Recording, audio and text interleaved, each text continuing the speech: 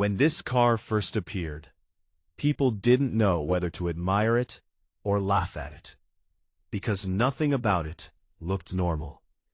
Its shape felt strange, its ideas felt impossible, and some of the technology inside it seemed so unusual that many drivers simply couldn't understand why anyone would build it.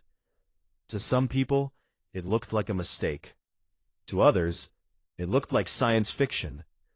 And that may have been the real problem.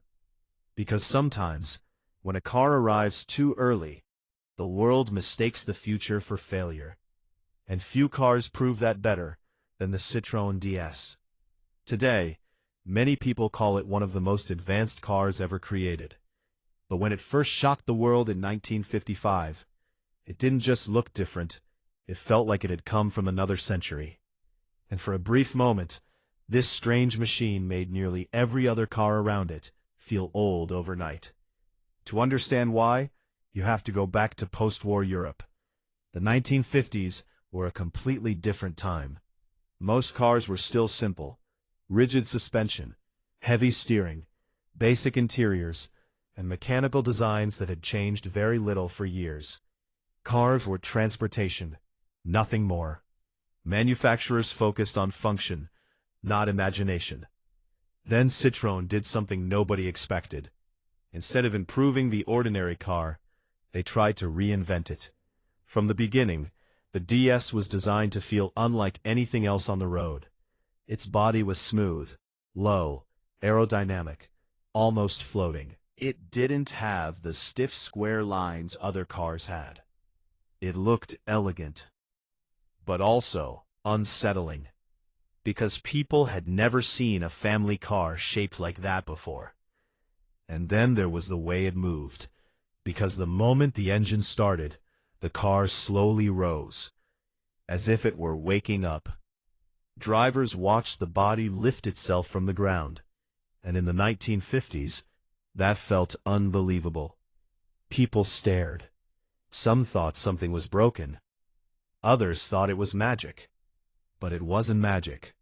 It was hydro-pneumatic suspension, a system so advanced that even today it still feels impressive. Instead of ordinary springs, the DS used fluid and gas pressure to control ride height and comfort. That meant the car could glide over rough roads. Not bounce, not shake, glide. People who rode in it often said the same thing. It didn't feel like driving a car. It felt like floating. And that alone made the DS feel decades ahead of its rivals. But Citroën didn't stop there, because nearly every part of the car challenged convention. The steering felt lighter. The braking system was different. The clutch could be semi-automatic. The headlights eventually turned with the steering wheel. And that detail alone shocked the industry. Because while most cars forced drivers to turn blindly into dark corners, the DS could literally look into the turn before the driver entered it. That sounds normal now, but back then, it was astonishing. It was the kind of feature people expected in the future, not in the 1950s. And suddenly, a strange French sedan was making other luxury cars feel outdated, even expensive ones. That was the beginning of the fascination. But it was also the beginning of the problem, because being ahead of your time can be dangerous. The world does not always reward innovation immediately. Sometimes, it punishes it first. And many buyers were unsure what to think. Some loved the design. Some feared the complexity. And some simply didn't trust something they couldn't understand. Because unusual technology can inspire awe, but it can also create fear. Mechanics worried about servicing it. Drivers worried about reliability. Dealers worried customers would reject it. And for some people, the DS felt less like a car and more like an experiment. Yet despite all of that, the public could not stop looking at it. At the 1955 Paris Motor Show, the reaction was unbelievable. Crowds gathered around the car.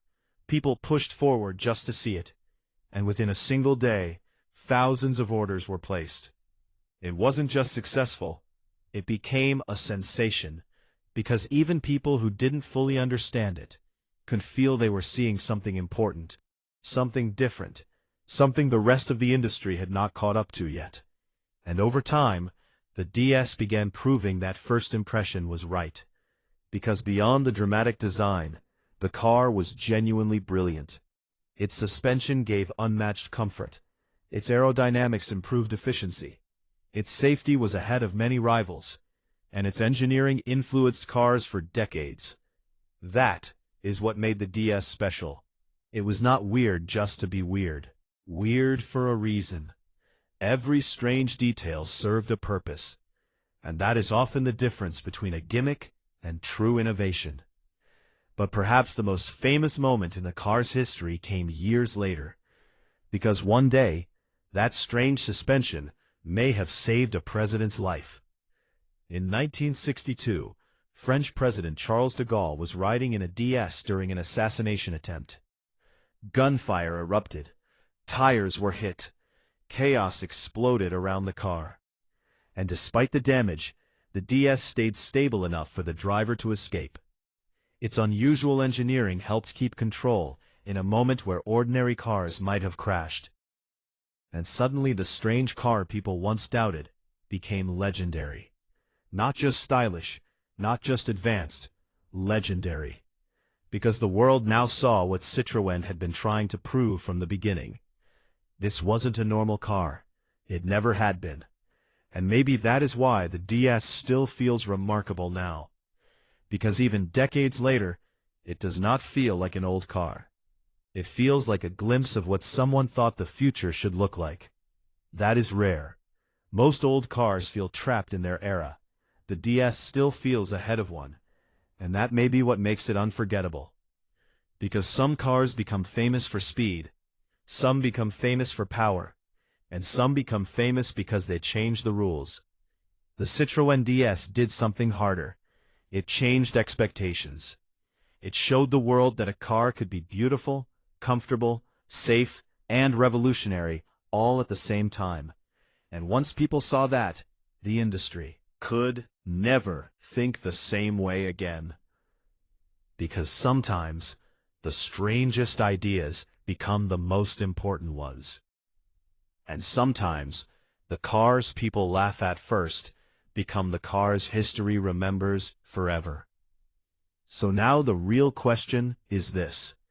If you had seen that strange machine in 1955, would you have understood it?